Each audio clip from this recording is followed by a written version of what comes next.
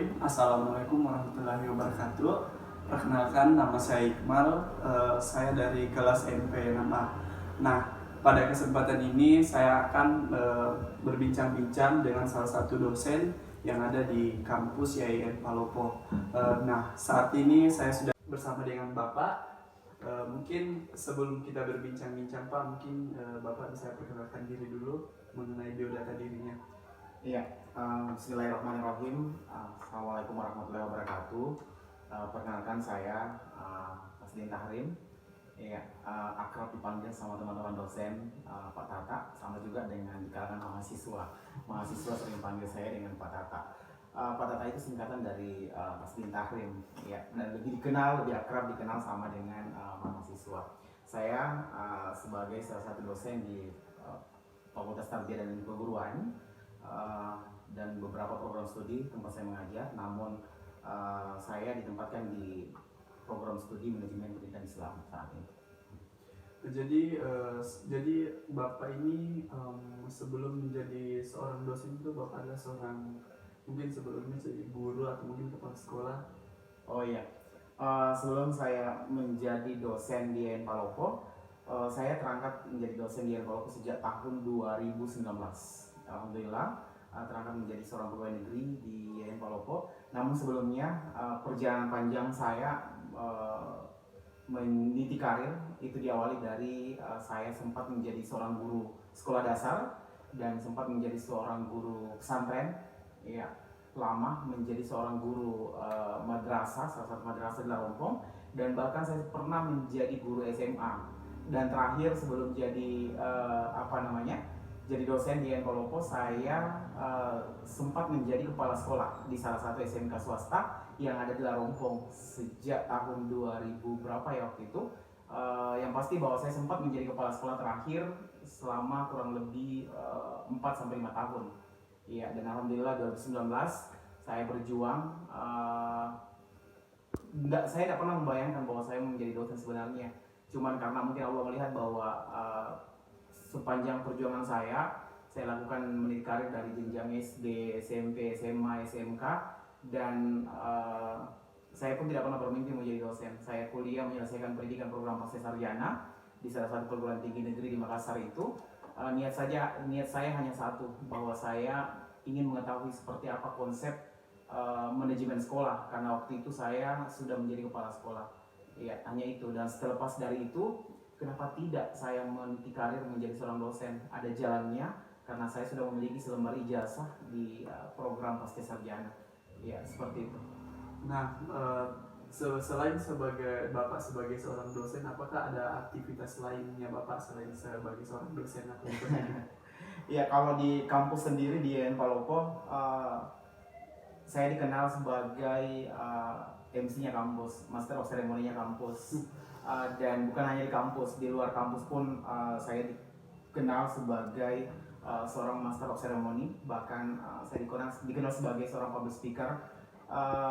Namun itu bukanlah suatu hal yang patut dibangga-banggakan, karena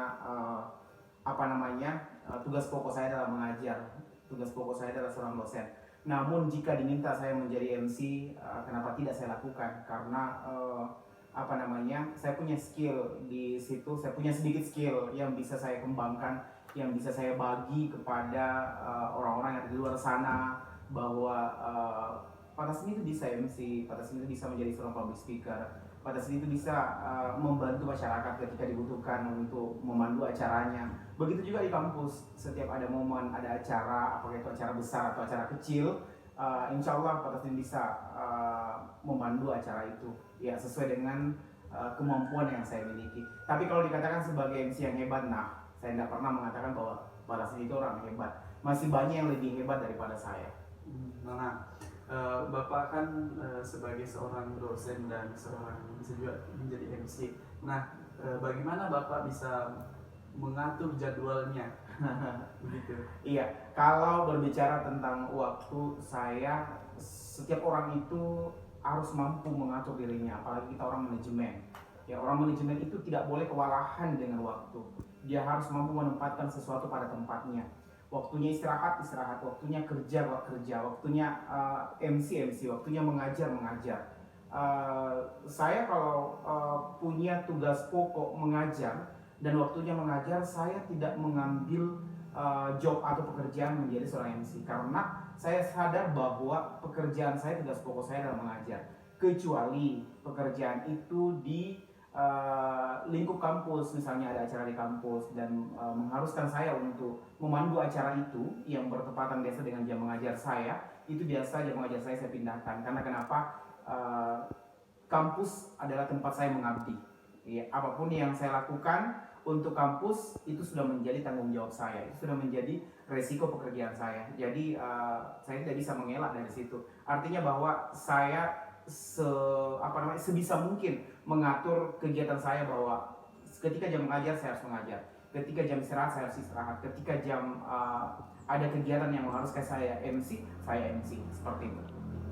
Nah, apakah ada motivasinya Bapak ini sebagai seorang dosen? Mungkin nanti apabila video ini saya tayangkan, mungkin ada motivasi yang Bapak berikan untuk anak-anak di masa yang akan datang. Iya, kalau berbicara tentang motivasi dan motivator, saya bukan orang hebat, saya bukan orang yang menganggap bahwa saya orang sukses, belum. Iya, namun sejauh ini kalau saya dimintai pendapat untuk menjadi seorang motivasi bagi adik-adik semua, untuk adik-adik generasi muda, generasi milenial yang ada di luar sana, satu hal yang harus adik-adik pahami bahwa setiap orang punya mimpi, dan setiap mimpi itu wajib dikejar oleh setiap orang-orang yang ingin menjadi orang sukses. Iya, kesuksesan itu tidak datang dengan sendirinya, tetapi kesuksesan itu diusahakan, didasarkan pada doa, dilandaskan dengan berusaha sambil berdoa. Iya, jadi setiap orang punya mimpi, setiap orang punya angan-angan. Kalau kita ingin sukses, maka berusaha, berdoa, ya, minta petunjuk sama Tuhan, minta petunjuk sama kedua orang tua, minta restu pada kedua orang tua, minta mereka untuk mendoakan kita. Ya, ingat bahwa yang kedua, kita harus mampu mengatur diri, kita harus mampu memanage diri. Ketika waktunya kita menuntut ilmu, ya menuntut ilmu dengan baik. Ketika waktunya kita berkumpul bersama teman, ya berkumpul bersama dengan teman dengan baik. Ketika kita waktunya mengerjakan tugas, ya mengerjakan tugas dengan baik. Ketika waktunya ibadah, ya ibadah dengan baik. Itu saja yang perlu dipahami oleh adik-adik yang ada di luar sana, bahwa tidak ada yang mustahil di dunia ini. Tidak ada kesuksesan yang diraih dengan tanpa adanya usaha dan doa. Jadi ingat bahwa tidak ada keberhasilan yang hanya diraih dengan hanya tinggal tidur dan tak guling-guling atau berguling-guling di tempat tidur. Tidak ada kesuksesan yang didapatkan seperti itu. Tapi kesuksesan itu dijemput. Ya, dijemput, caranya menjemput adalah berusaha, berdoa, melihat celah, melihat jalan bahwa ini yang harus saya lakukan supaya saya bisa meraih mimpi. Ingat bahwa setiap orang punya mimpi. Itu. Baik.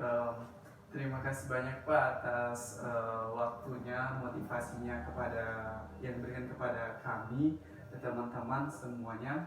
Mungkin hanya itu yang bisa saya sampaikan dan saya wawancarakan.